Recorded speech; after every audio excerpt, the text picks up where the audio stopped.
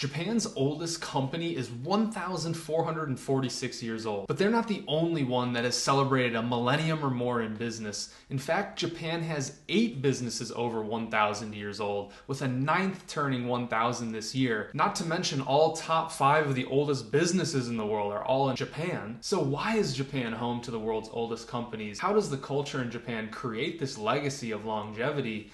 And what in the world does a company sell to stay in operation for over 1,000 years? I'm going to get into all of that, but please forgive me. I'm about to be butchering a lot of Japanese words. I'm trying my best, but I don't want you to emulate my mispronunciation. I actually just joined a site called Nihon123 to help me with this. The site features endless vocab and pronunciation lessons from native Japanese speakers. The vocab revolves around phrases in real-life situations, and it's an overall just more pleasurable and fun way of learning the Japanese language. So if you're looking to learn Japanese, then there's a link below in the description that'll take you to Nihon123.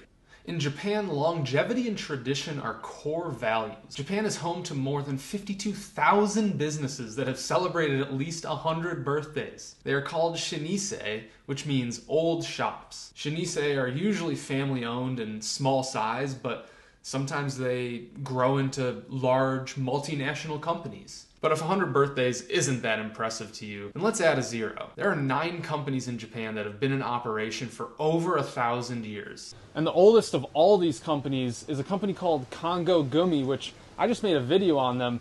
This company's been around for 1,400 years. And if you're asking yourself, what does a company do for 1,400 years and how do they stay in business?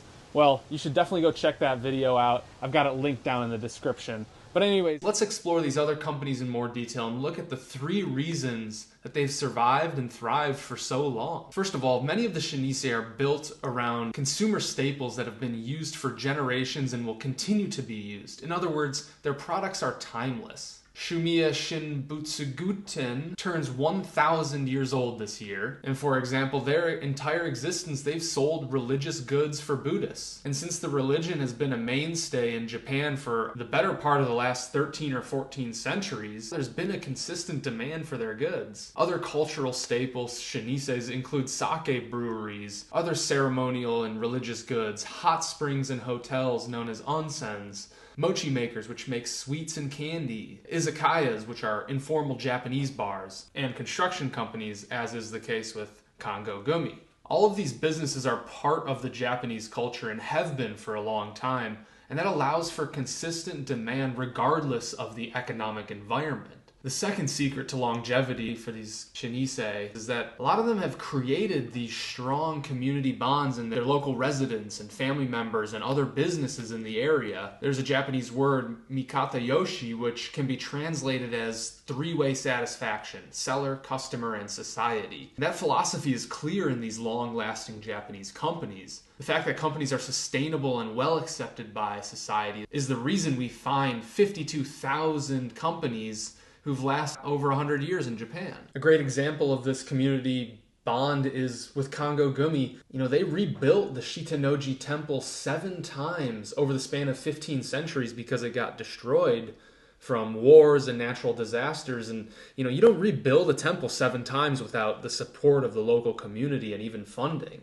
And the third secret to longevity for these businesses is along the similar lines, but that many Shinise have strong family foundations. Thus, they stand on the shoulders of their ancestors, taking family business seriously. Ichimonjiya Wasuki is a confectionery company selling sweets like mochi, but they can trace their origins back 25 generations. Their family has been the sole proprietor of this business for over 1,000 years. Hoshiroken is a traditional Japanese inn, and it's been in their family for 46 generations. Now, this doesn't necessarily mean it was 46 biological offspring.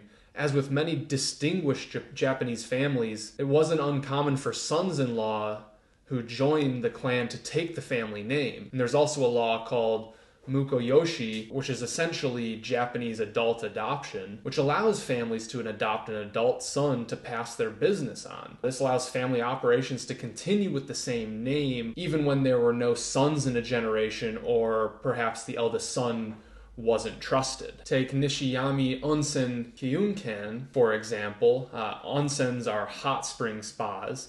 But this onsen has operated for 52 continuous generations, including many adopted heirs. In closing, Japan proves that businesses can be profitable without prioritizing money. When you take a business and give it a strong foundation of family, bond it with the local community, and provide them with staple products, then the result is a Shinise.